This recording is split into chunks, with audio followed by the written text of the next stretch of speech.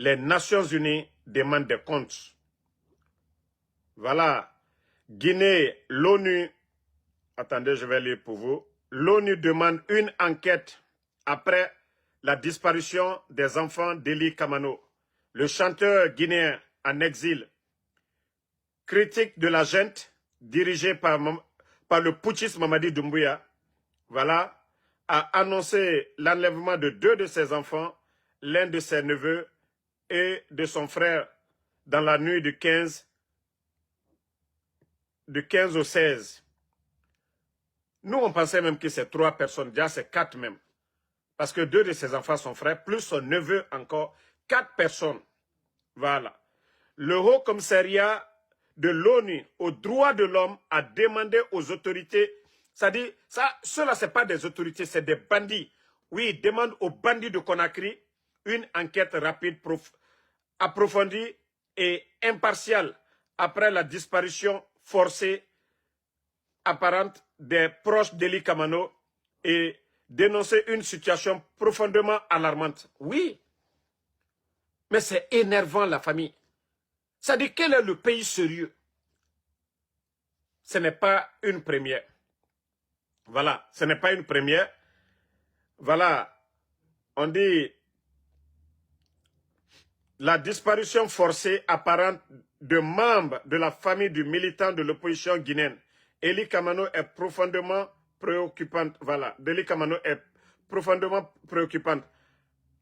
A commenté un porte-parole du Haut Commissariat de l'ONU aux droits de l'homme, Saïf Mangango, dans un communiqué. Nous exhortons les autorités à prendre toutes les mesures nécessaires pour assurer leur retour immédiat et en sécurité auprès de leurs proches, ainsi qu'à mener une enquête rapide, approfondie et impartiale sur les disparitions et à traduire les responsables à la justice.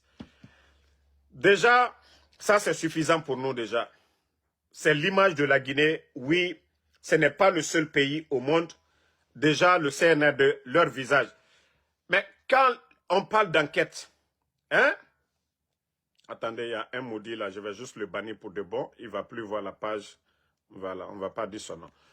Famille, vous vous rappelez tous ici l'enlèvement de M. Fonike Mengue, des Bilo, ainsi que M. Nimanga, le procureur Fallou Doumbouya. Fallou Doumbouya, il avait fait un communiqué devant tout le monde que les responsables de ces enlèvements, que l'État n'a rien à voir dedans.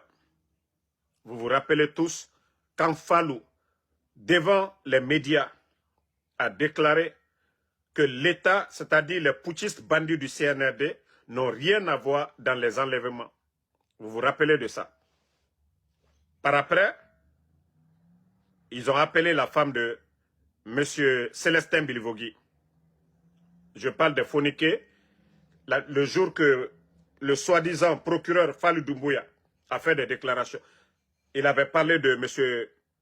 Célestin Bilvogui et de Fonike. Par après, on retrouve le corps de M. Célestin Bilvogui à la morgue. On invite sa femme à aller identifier le corps. Effectivement, la femme confirme que c'est son mari. La question que tous les Guinéens doivent se poser, où est-ce qu'on a retrouvé le corps de M. Célestin Bilvogui? Et qui a déposé le corps à la morgue? Et depuis la déclaration du soi-disant procureur, il n'est plus sorti pour donner de suite. Famille, dans ce cas, qui est responsable des enlèvements, de la mort de ces gens? Si ce n'est pas ce gouvernement de bandits. Si ce n'est pas ce gouvernement de bandits. Pourtant, Fallou Doumbouya a fait son communiqué devant tout le monde, devant les médias.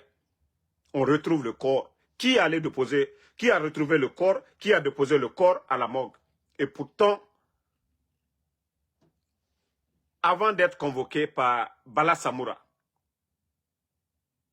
quand il a été appelé par Bala de venir le voir, le monsieur avait averti sa femme, je viens d'être appelé par mon supérieur, j'arrive. Mais comme je vous dis, ils sont à la base de tout. les Bala Samoura. Oui, Bala Samoura. Au départ, peut-être que Doumbouya n'était pas dans ce jeu-là. Peut-être que Doumbouya, lui, il adore faire de la vraie politique, acheter les consciences. Mais Bala Samoura, oui, Bala Samoura, tout ce qui est mauvais, Nyangboya Bala Samoura est aussi à la base de tout ça. Le cas de M. Nyamanga, c'est aussi clair, un gendarme. Ce n'est pas Doumbouya, ce n'est pas les militaires qui l'ont convoqué, c'est Bala Samoura qui l'a convoqué. Et depuis que Bala a convoqué M. Célestin Bilvogui, on n'a plus retrouvé le monsieur, sauf son corps. Donc, si vous pensez que vous allez endormir les gens, et maintenant, voilà, vous voyez les Nations Unies maintenant qui demandent vraiment des enquêtes. C'est-à-dire, quand on parle de la Guinée aujourd'hui, c'est les enlèvements. Je vous ai dit, vous pensez faire du mal, mais ça va se retourner contre vous. Vous pensez faire du mal aux gens que pour les faire taire.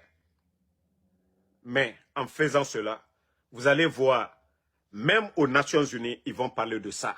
Pour dire, ce qui se passe en Guinée, c'est inquiétant. Même ils vont demander, les pays là, les États-Unis, l'Union européenne, ils vont demander à leurs ressortissants de ne pas aller en Guinée.